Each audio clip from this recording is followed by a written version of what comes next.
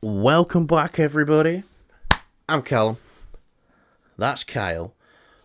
We've been gone a while. That rhymed. I didn't mean for it to rhyme. But it's actually quite a serious reason why me and Kyle have been off. We've actually been diagnosed with Black Ops 6 addiction. So, yeah. Speak for yourself, Mr. Let's go for round 100. Let's go for round 100. Prestige level 6 or whatever you are. 7, actually. Oh, God, it gets worse. Yeah. And we did get to round 100. You know. We did. Yeah. It's And there's not been much to talk about as well, so that's why we've kind of not been making much content on here. But Callum had a nice idea to try and get us back in the swing of it. We're going to talk about a couple of movies that are coming out in 2025. If you're interested in any of this, then stick around. I think you'll be quite interested to what we have to say. Callum, is there an earthquake happening? No, my fucking... Oh my God, there is. my tablet on its arm thing just like fell a bit, and I was like, oh, but no, it's fine. Yeah, you rely on the arm too much for that tablet. Yeah, what can I say? Anyway, Kyle, this is going to be a little bit of a Marvel versus DC, but not in terms of like DC fandom versus Marvel fandom, because we both love them both. That's not what we want to talk about here. And, it's not going to be who's going to do better at the box office, because if you took it at face value, Marvel's got 3 films next year, DC's just got Superman. Even if all the Marvel films only hit 400 million at the box office, I still don't see Superman hitting 1.4 billion, to match that.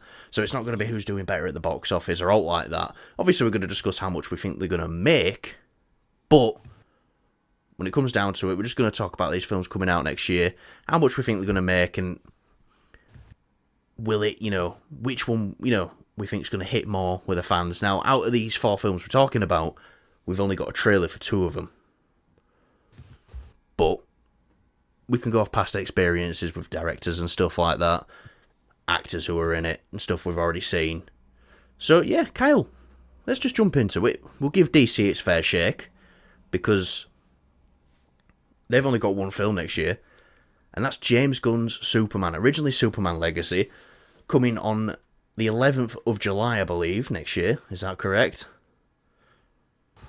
July 11th, yeah. That's right, that's correct. Now, a lot of people have been don't want to say shitting on this film, but a lot of people, especially Man of Steel fans, which we love Man of Steel, but a lot of people are kind of putting this film down before it even comes out.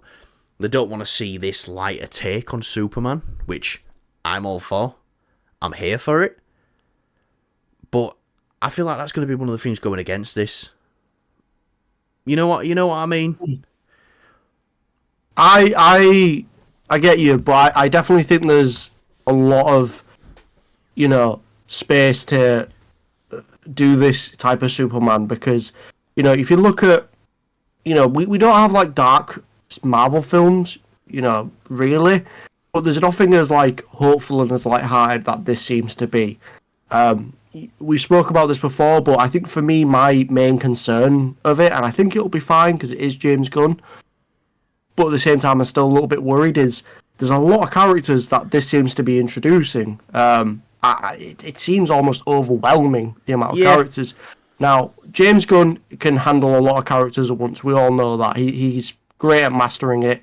It's just, is he still able to put the main focus on Superman being the main character of this film?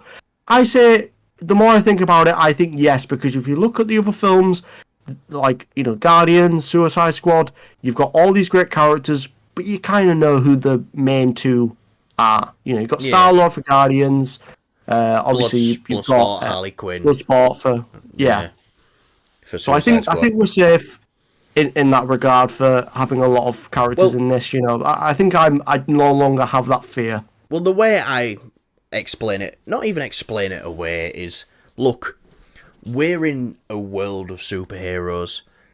You know, you look at great ensemble casts which aren't in superhero films, and you think, oh great, they all work well together. Like, look at the cast of Dune. You know, especially part 1 and part 2. Big, massive cast, but that's Paul Atreides' story. But you turn that into a world of superheroes, there's gonna be other superheroes in that world, and they're just supporting characters.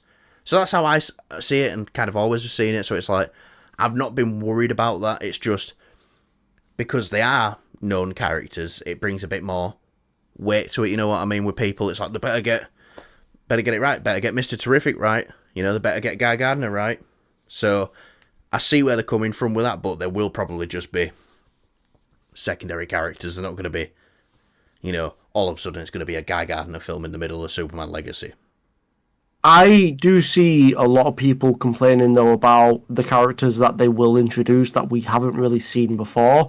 You know, some of them might be a bit goofy, a bit wacky, a bit different, a bit strange, and I'm all up for that. But give us more comic accurate characters. Don't shy away or turn them into something else. I'm looking at you, Taskmaster.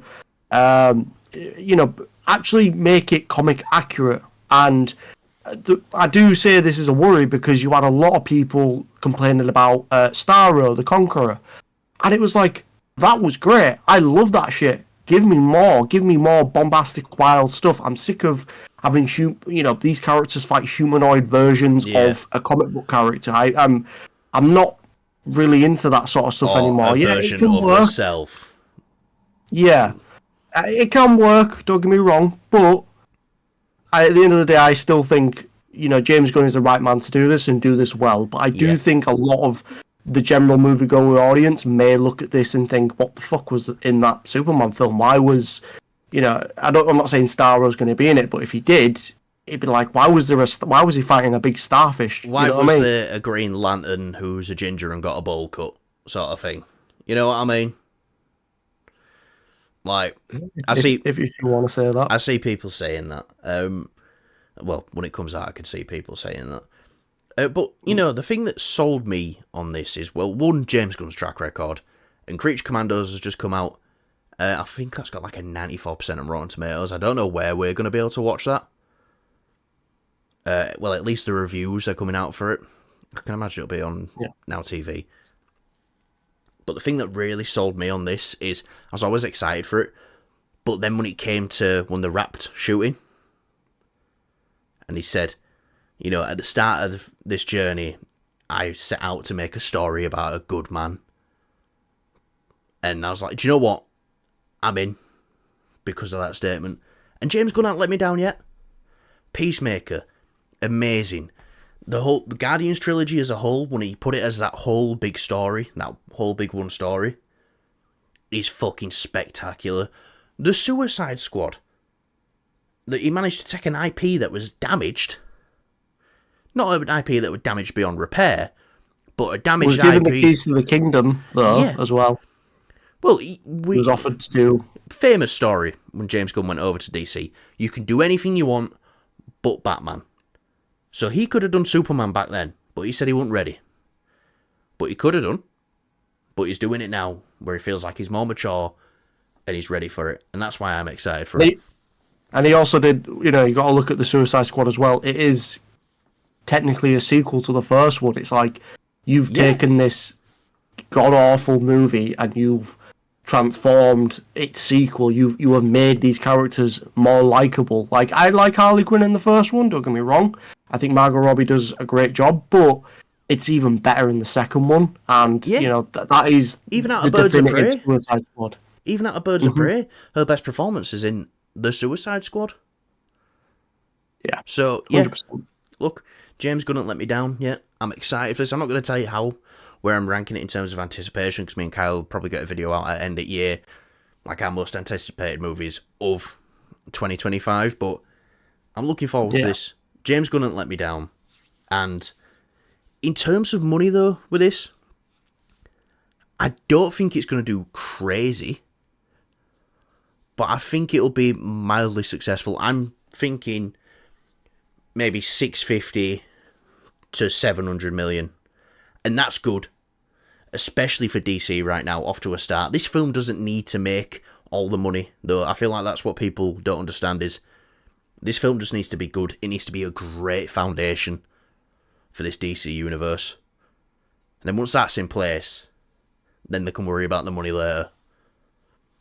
For me, the where I think it's going to make, like how much it's going to make money at the box office, it's sitting a little bit higher than you. I'm going a bit hopeful here for it, but we've not had a good Superman film since Man of Steel. Obviously, he's technically over a decade ago film with Batman.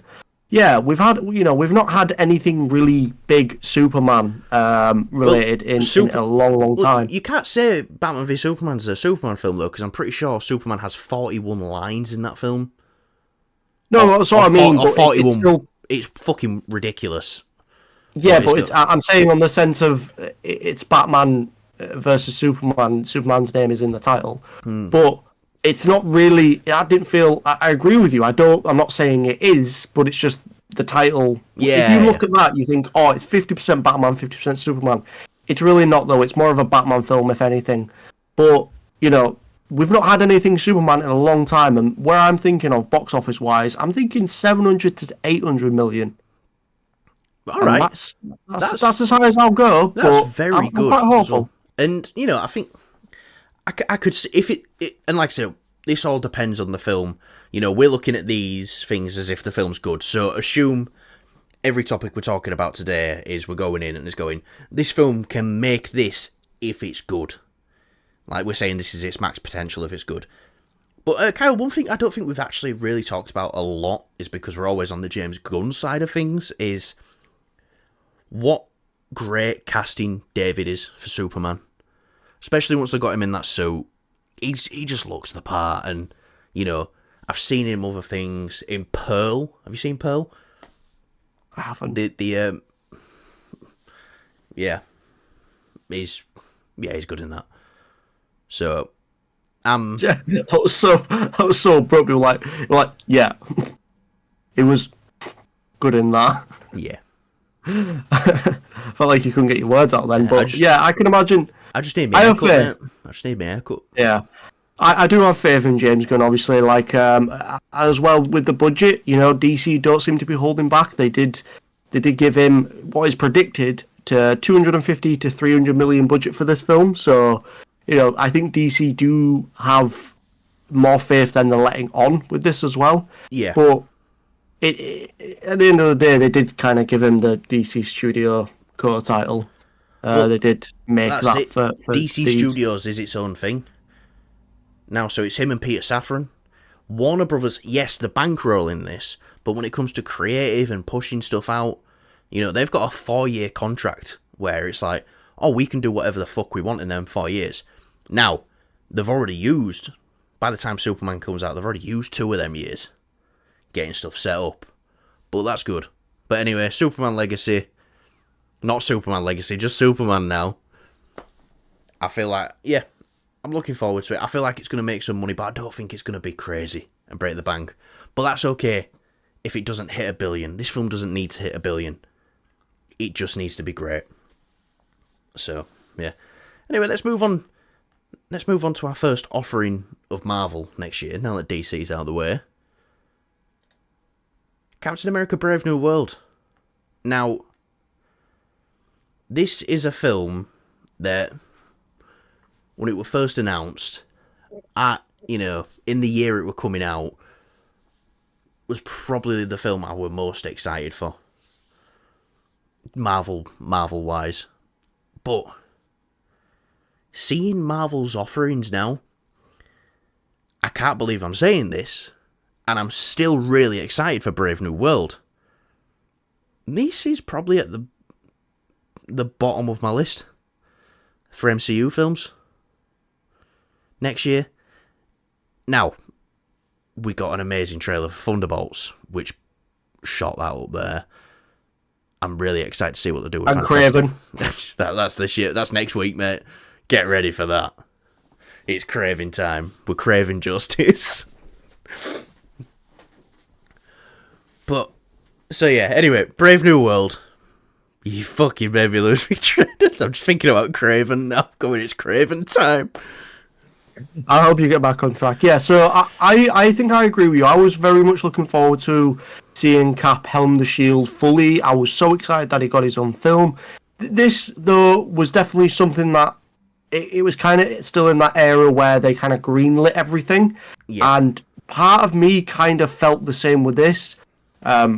This was not expected at all. I did not expect to get a movie of Cap. I thought once they've passed the shield over, maybe he'd show up in films, kind of like what they did with Tony in a sense.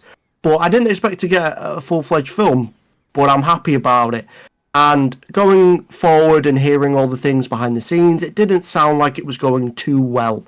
I can't lie to you, my excitement did go down a bit. Despite my excitement for this character, getting his own film, helming the Captain America mantle, moving that sort of, legacy forward, it did it, I was bummed down a bit. The trailers came out, though, and my excitement shot up. Now, there's one thing in the trailer, we've mentioned this before, where he lands and his legs kind of wonky like that. That's my only discrepancy with this. I like the trailers, especially the last one. I loved it. Yeah. Harrison Ford looks great. Red Hulk, I'm excited to see.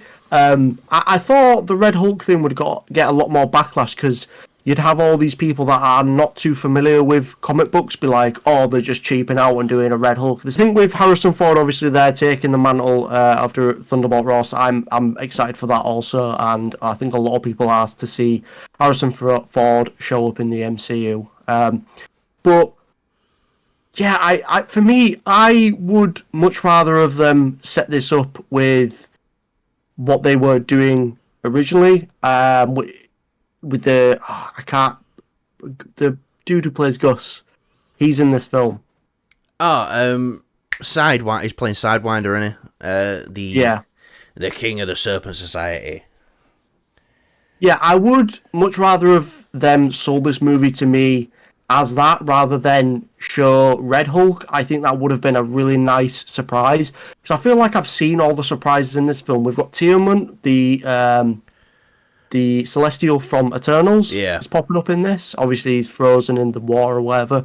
I don't think he's going to be moving around or anything, of course, like that. That's not going to happen. But it's nice to see it's connected to the Eternals. Finally, someone mentions. About fucking time.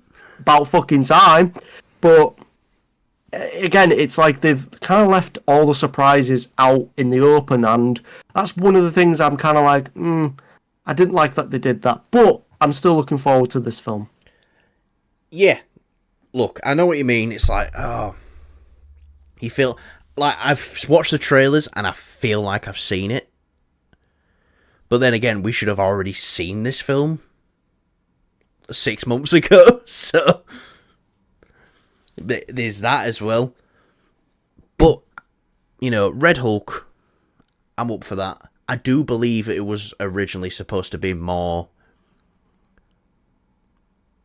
Serpent Society orientated, the film, and Red Hulk were going to be like a last minute thing.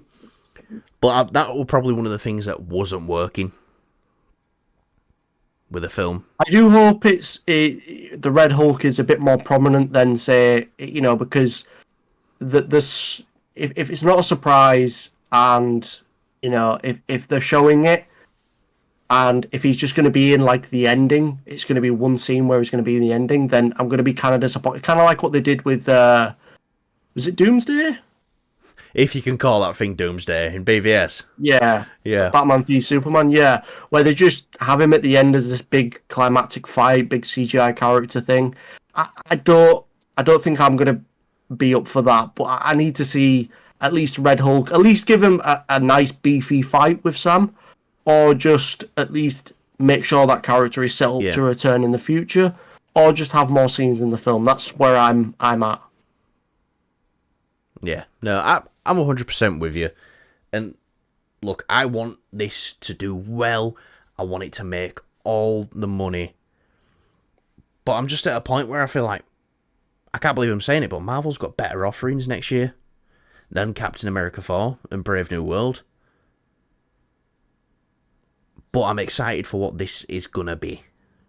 If it can be what it's promising to be, a more grounded story. You know, more Winter Soldier-esque. Fuck it, you see that today at fucking 2.0 at fucking Winter Soldier Hot Toy? Don't think so, no. So, you know, there's the Winter Soldier suit, Yeah. and then they did the Endgame version of it. Yeah. Which I got, because I was like, oh, hell yeah. Yeah, now they're doing a 2.0 of one from the Winter Soldier. Yeah, the head I'm sculpt, gonna buy it. rolling eyes, and it's like, what? Kyle, how can I not? Yeah, you kind of... I have to. You have to. You're gonna... Anyway, enough about this. Sorry. You fucking nerd. That- Oh, they've released a new toy! How could I not buy it? But going back to what you're saying about Sam hopefully giving Red Hulk a good run for his money, I think he will. And Hulk, you know, Hulk is someone who, the angrier he gets, the stronger he gets. Red Hulk, the angrier he gets, the hotter he gets. So I think it'll literally just be of he defeats him because he has a temperature. He just annoys him that fucking much, flying around, pinging shield off his head. You know, Red Wing, like, flying around him and tickling under his armpits and stuff like that. But it just burns out. Yeah, I mean, one other thing I'd like to say as well, just before we move on from, before we talk about, like, the budget and whatnot, but it's weird that Red Hulk is even in this, to be honest, because it feels like the film is very grounded, very espionage-esque, and then you throw in this spanner, this big, massive CGI character element to the film. I want to compare, in a weird way, I want to compare Red Hulk to the helicarriers in the final act of the Winter Soldier. It's like, we've got this grounded film throughout, and then the last thing, we've got this massive set piece on these flying helicarriers that can target people across the world. That's kind of what I'm... Obviously, two very different things. But bringing in this ultimate weapon... of scale. Yeah, bringing in this ultimate weapon at the end, which seems like too much for our hero to defeat. But yeah, what was the budget on this, Kyle? So the budget on this is rumoured to be... I bet it's fucking high. I bet it's high because of all the reshoots. So it's estimated between 350 million and 375 million because of the extensive reshoots. Obviously, we all know about that. It's interesting because I don't think this film is going to make more money than Superman. We've just spoke about Superman, and that had a predicted budget of 250 million and 300 million. Yeah. Now, obviously, with reshoots and things like that, that's going to bunk it up there a little bit more. That can add anywhere from $1 million always up to like 50 million or more. Like I say, extensive reshoots. They reshot a lot of this film. Yeah. So it's not like scheduled in reshoots, which Thunderbolts is going through right now. Everyone's like, oh, Thunderbolts going in for reshoots. No. Marvel plans reshoots in their production schedule. So if they can go back and add something, it's quite a normal thing to do these days. So reshoots in something to thingy about. But when it's reshoots like this, which are like, oh shit, we need to change some stuff. And it's like, all right. And then that's when the money's getting up there and it's going off budget. Yeah, I think for Marvel, it's more of just adding scenes, if anything, or, changing a scene rather than, this seems like it's very much the changing the whole fucking premise of the film, the story, what goes on, what action scenes are happening, things like that. Which I feel sorry for new elements. Anthony Mackie, because it seems like every Marvel project he's been involved with after Endgame has gone through a sort of, like Falcon and Winter Soldier went through this, oh, well, we can't do that now because of the pandemic. There was this whole other subplot that got cut out of the show, and now it's like, oh, well, we can't, well, this isn't landing so well, we've got to change this and change that. Yeah. But how much do you see this? In the box office, yeah. I'm on two very different points. People are going to flock to the cinemas to go see this. People are going to be excited. It depends on the mood. If people are really craving a Marvel film, after Craven, then I see this doing extremely well. I don't think it'll crack 1 billion, but I think it'll do 750 million. That's at its best. At its lowest, I'm going to go with 600 million. Well, at its lowest, I'm going 500. I think it'll I think, after all these reshoots and market and everything, I'd say 500. I think it'll probably just break even. Yeah. And then at its highest, I'd probably say, it's hurting me saying this, 600. Which it's sad, but if this film was on the right course to begin with, a $600 million box office haul would not have been bad at all. But because they've had to change so much of it and get it on the right track, that $600 million isn't going to be as impressive as it would have been if they got it right the first time.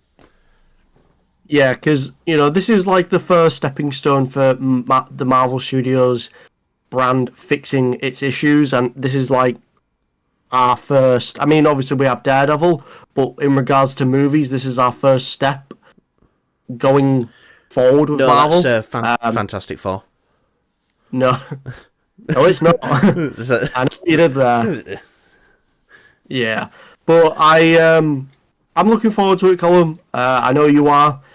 I do think just from the trailers that we've had and the excitement we're getting for the other two Marvel films coming out as well, Thunderbolts and Fantastic Four, First Steps, I do think this has definitely lowered on my list in terms of excitement. I'm more excited for these other films, but I still am dying to see this. And do you know what? I want to say it's gone lower down on my excitement list. Not because of anything that I've seen from Brave New World. I've loved everything I've seen from Brave New World. But it's because of what I've been seeing from the other stuff. Like Thunderbolts, like Fantastic Four. That's what's pushing it up there. So should we move on to the Thunderbolts? Let's do it. So, Thunderbolts, May 2nd, if I'm correct, Kyle. You are correct. I got him to jot all these dates down, but really, it's all up here. I remember May 2nd very well. Yeah? Yes. That's when me and Kyle met. Don't think it were, mate, because I don't even remember. Well, I do. Anyway, Thunderbolts. We've had two very fucking good trailers for this film. Very good. Now, people might be saying, these are all B-list, C-list, D-list characters. They might be, but the trailers have been great. Like, everyone I spoke to about the trailers loves it. We've got this mystery of Sentry, to get the Sentry fans in there. We've got Red Guardian, who's easily the fan favourite from Black Widow. Yelena, people really like Yelena. We've got Bucky in there. Everyone loves Bucky, Bucky was in the best comic book movie of all time, Captain America: The Winter Soldier. Got John Walker, a character that when he first appeared on screen, people fucking hated him. And then by the end of Falcon and Winter Soldier, everyone was like, that John Walker guy ain't so bad. Well, I think it was very much like they wanted people to not like this character. Yeah. That's the kind of vibe I get. And looking back, I kind of was like, I really dislike this character, and it feels like Marvel is making a mistake here with, they've made mistakes before, but this was something where it was like, this is bad, they need to stop this. But looking back after seeing the entire show and seeing how the character develops, it's like, oh no, Marvel wanted you to kind of feel like that for this character. Yeah. And, you don't take it to heart, don't take it to where it's like, I don't want to see this character again. It's, oh no, people don't like this character. Even the characters in the film don't like this character. That It's not courtroom like Captain Marvel where yeah, that we'll courtroom talk scene. about that, but That courtroom scene Yeah. where he's like, I've done exactly what I've done exactly what you've taught me to do. And they strip him from being Captain America, take all his military pension away from him. So, yeah, and it kind of, I wouldn't say redeems himself at the end, but definitely sets himself on the right track. Ghost from Ant-Man and the Wasp. Kind of a D-list villain that not a lot of people really care about, but I do want to say that Hannah John Carmen has actually come a lot further as an actress than what she was when she did Ant-Man and the Wasp. And then obviously the elephant in the room, Taskmaster, who was done. I think we say this all the time. Our issue with Taskmaster isn't that Taskmaster's a woman.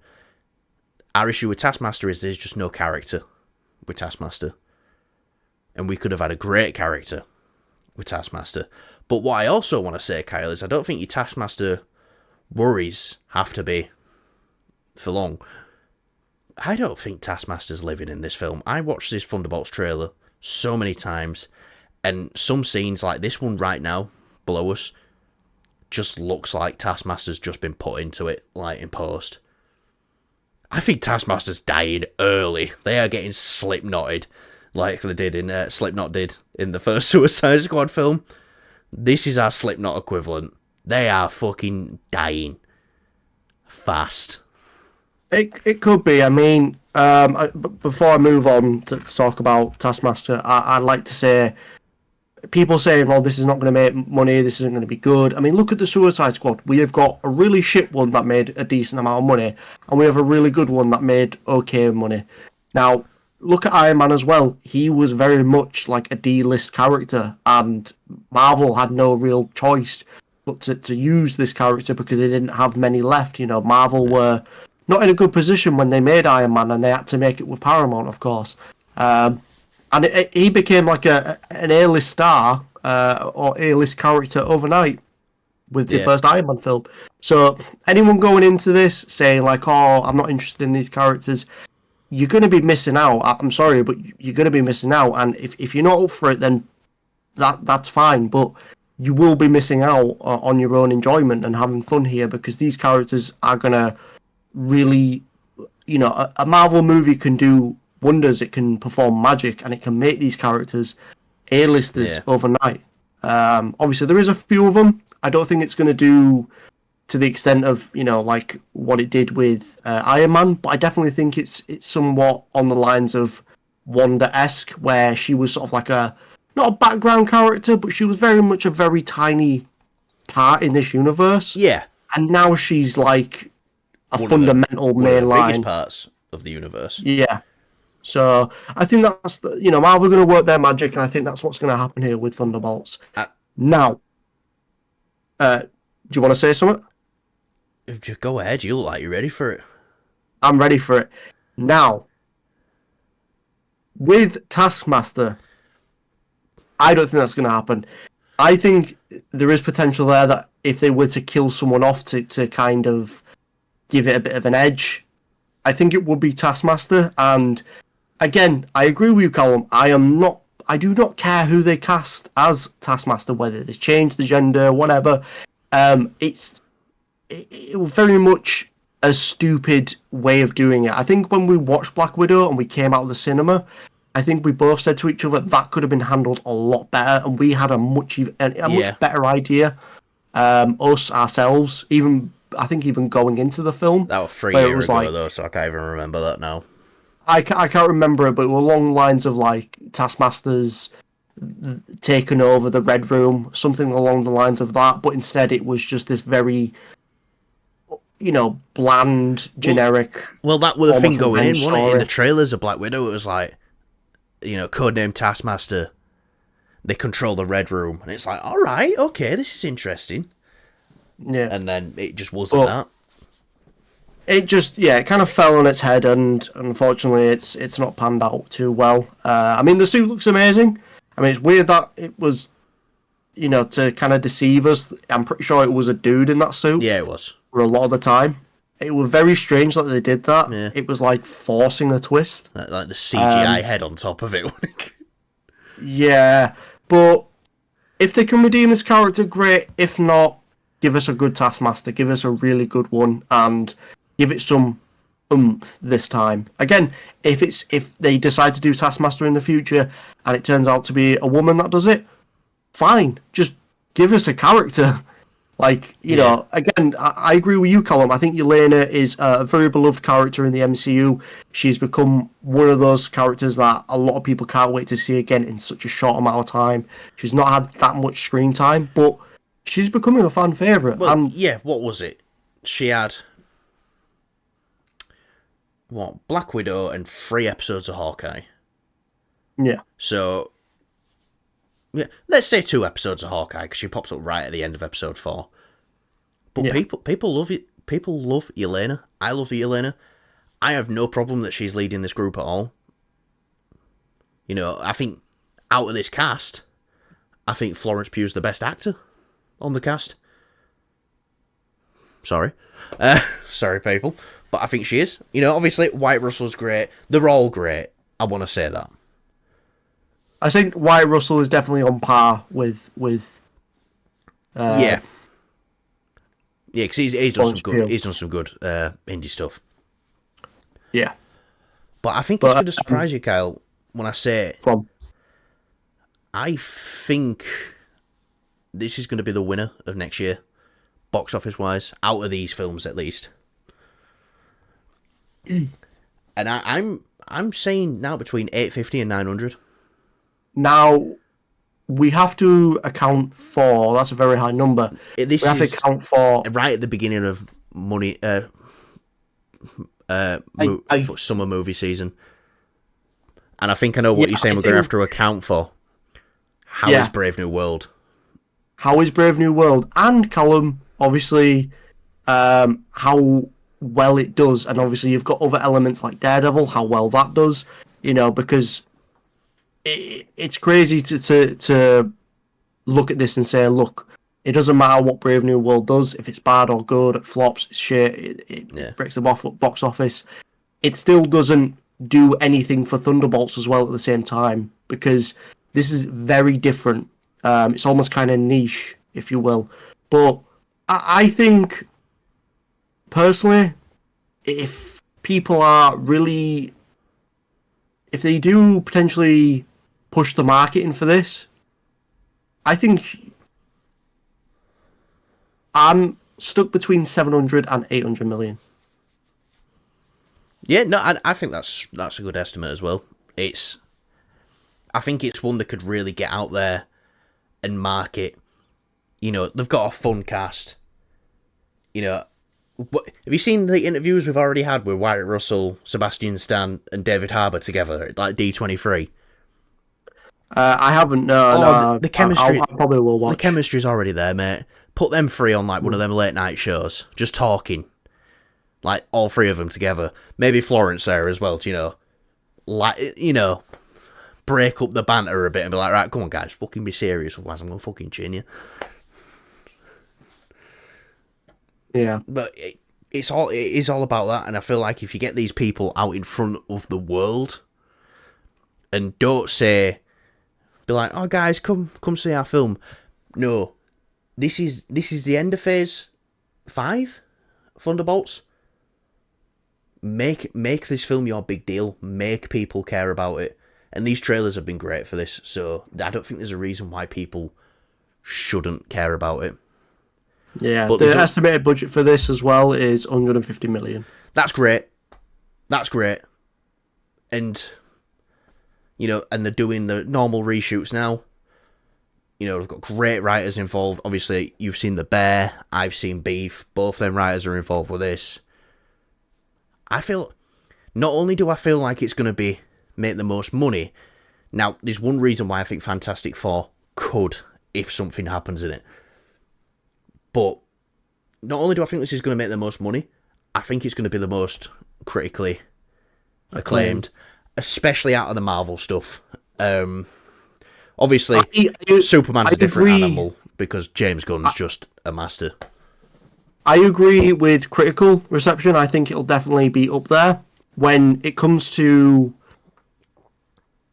making money, I think all these movies are kind of tied. I think Fantastic Four has a little bit of edge, and we'll get onto that. But definitely, I think at the moment, all these three movies kind of like band together. I know we've given estimates already. Oh, I nearly sneezed.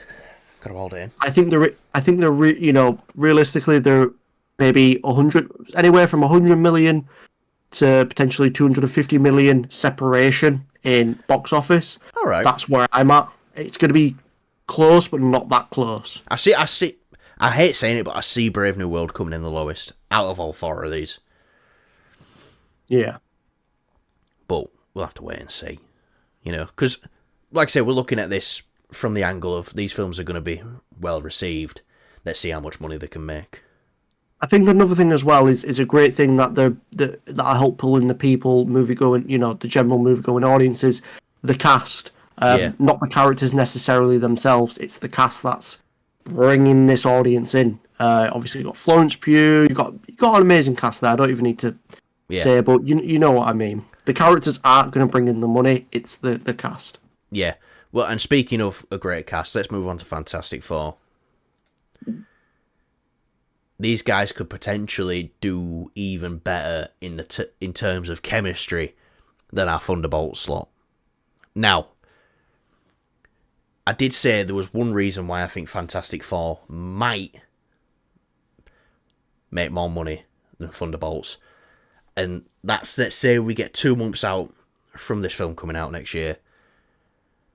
Just after Thunderbolts comes out, we start hearing rumours. There's going to be a Robert Downey Jr. post-credit scene of Doctor Doom in Fantastic Four. I think that pushes it. I don't think it pushes it to $1 billion, but I think it definitely pushes it over that 900 million mark. I think you're right on the Doctor Doom thing. Like when we was there listening out for, because we didn't get to watch it live unfortunately, but we were there and we were watching what people were saying who were there, and it were like, oh my god, Robert Downey Jr. has just come out on stage as Doctor Doom, and that woke us up. It was like 4 o'clock in the morning. Yeah, that was fucking mental, and honestly, probably goes down as one of my best memories, despite I can't remember half the night because I was very tired. But yes, I remember one of the things you said to me is that, do you think the reason why they announced this, not only because they wanted to excite people, but also because we're going to see him as Doctor Doom a lot sooner than we think, i.e. Fantastic Four? Makes sense. So, it makes a lot of sense, yeah. And if he doesn't show up, oh well, it's not the end. Again, it's not the end of the world. I'm not watching this film currently expecting or wanting Doctor Doom. I just want to see. I want to see the Fantastic Four done right for once. And I think this film, for me, it's a long time coming, and it's very evident that Marvel wanted to do this for a long time. It's definitely not one of those films where it was in that greenlit era where everything was getting greenlit. This is something that's like, no, they want to do it and they want to do it right, and they've had a plan. Well, I think it was in the greenlit era, Fantastic Four. Yeah. But it was greenlit way too early and announced way too early. I think that's the problem we've had with Fantastic Four. Fantastic Four got announced on the 2021 Investors Day, and that's why it's been like, no, I think before that, the 2020 Investors Day, and that's why when stuff like, no, it might have been 2021, I don't know, but that's why when stuff like we get John Krasinski in Multiverse of Madness, and you must be them thinking, oh well, there's got to be a Fantastic Four casting around the corner soon, because there's, we've got no casting, but John Krasinski's in this, and they've announced it, so it's got to be coming out soon. So, are you looking when it was announced first? Yeah, so the 2020 or 2021? So, just looking it up here. July 2019, Marvel Studios president Kevin Feige officially confirmed the Fantastic Four film was in development at Marvel's panel at San Diego Comic-Con. This was also an announcement for their Phase 4. That was a tease. Yeah. Was it? No, he didn't do Fantastic Four then.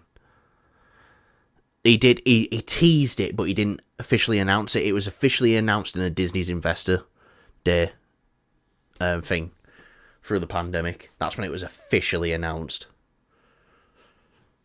Hang on, let me check another source. Let's have a look. See.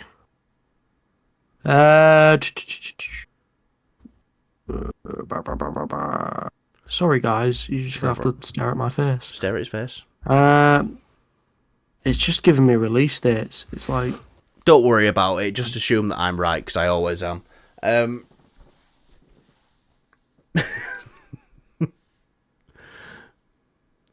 You fucking... But yeah, look.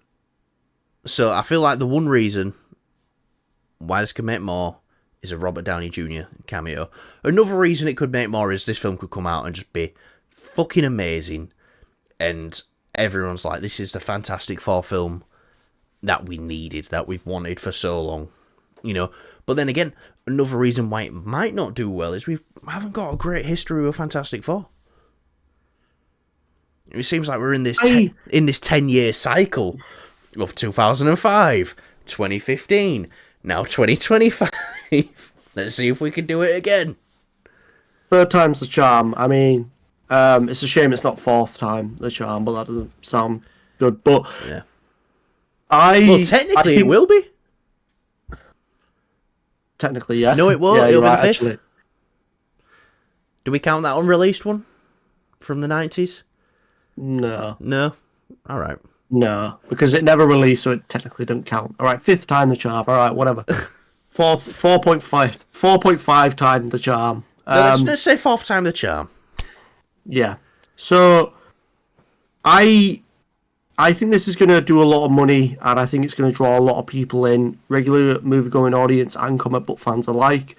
The reason for that being, it's going to be very different. Now, we kind of have to look at Superman, because Superman is like a very light-hearted film, and obviously 2 that weeks comes before out. This comes out as well. Exactly, this yeah. comes out So on July 25th. Yeah, so it's going to be, in terms of Marvel, it's going to be very different going forward. Excuse me, because it seems like it's a much more light-hearted, more fantastic kind of film. I don't really know how to describe everything they've showed us so far, like the little bit of marketing we've gotten, including the poster down below us now. It's given me a very light and hopeful and cheery vibe as opposed to other films that we've got coming out, like Brave New World and Thunderbolts, where they seem a lot more grounded. You know, Thunderbolt, it's got more of a much more grounded approach, whereas Brave New World has that still, but it's still got that Marvel thing to it. Whereas Thunderbolts doesn't feel like Marvel that much. And then you've got this where it's like a kind of vintage-esque, like going back to its roots, comic accurate style of Marvel. You know what I mean? I do know what you mean, and I feel like we're going to be in a very feel-good July. It's going to be like, wow, I've just seen Superman, and that made me feel great, and made me love comic book films again. What's out next? Fantastic Four, a family film. Let's go watch that. Wow, that made me feel great as well. Just assuming that could be what's going on. You know? I do think, though, you know, maybe they would cannibalise each other, but I feel like if they put them on the same day, Superman and Fantastic Four, I think it would be better business for them both. For some reason. I'm not trying to say let's artificially create a Barbenheimer, because it wouldn't work like that. It'd be the same audience, but all I'm saying is you're already getting the people there for one of them. You know, there'd probably be a few people who go, shall we see the other? Yeah. I don't know about that. I think it's more a case of how does the people online, how are they reacting? If it's in a positive light and people are saying, oh, you know, making all the memes and joking about it and, you know, talking about it, then I think, yeah, you would financially gain from that. Yeah. it would, make a nice book for both Marvel and DC at the box office. But for me, it's, I don't know, I feel like because these two are both Titans and they need to sort of stand out on their own two legs by themselves, and they can do that. I have faith that definitely 100% Superman will, and so will this. Yeah. I think releasing them on the same days, I don't know, I feel like if you're going to do a same day release, if it's Marvel or DC, I think you're probably best doing it with something like, I don't know, a Spider-Man and maybe another DC character, like a dark DC character, like, I don't know, something along them lines. So that's where I see you could do that Barbenheimer recreation, but I definitely don't think, it would be cool. Yeah. Probably wouldn't go down in history as Barbenheimer, but it would be cool. Well, I definitely think... I'm just lazy. I'd have liked to have just gone on one day and seen them both, instead of having to go back in 2 weeks' time to see Fantastic Four. Yeah, but I mean, these films are Titans on their own, and they need their own day. Here's a question for you. How many times do you think we'll watch Superman in between Superman coming out and Fantastic Four coming out? Probably every fucking day, knowing you. I bet we get 3 times.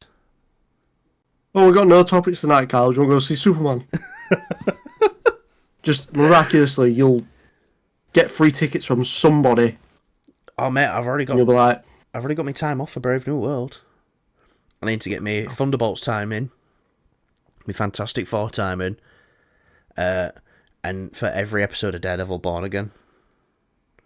Fuck's sake. I'm not going to do that. I'm going to do the premiere and the finale. Yeah, that's probably a wise thing to do. But I see this hitting at about 800. If it's good. Now, and if there's a Robert Downey, with a sprinkle of Robert Downey Jr. in there, if that starts getting heavily rumoured, because I feel like we like to think we're in this exclusive movie bubble, but even when Spider-Man No Way Home were coming out, and it was rumoured that Toby and Andrew were going to be in it, it got that big, that kind of seeped out of our bubble. And I remember I was at work's night out. This was the Christmas before the film came out. So this is like a whole year before the film came out. And I've got my manager whispering in my ear going, do you think Tobey Maguire and Andrew Garfield are going to be in the new Spider-Man movie? It's like, I don't know, maybe.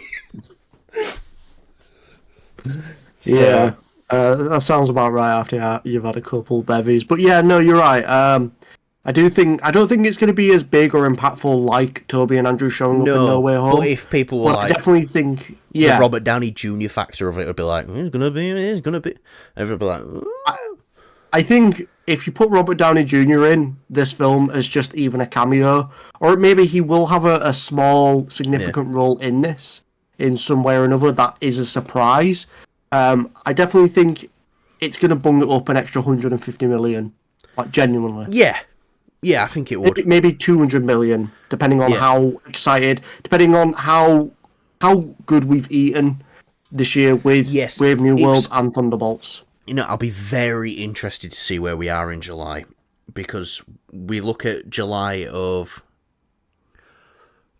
this year, and we were left in such a good place as Marvel fans.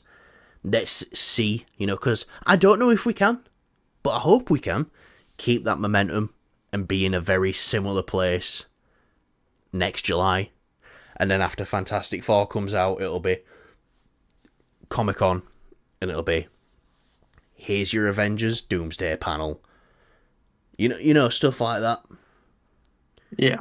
So, who knows? But, so where are you seeing it coming in money-wise?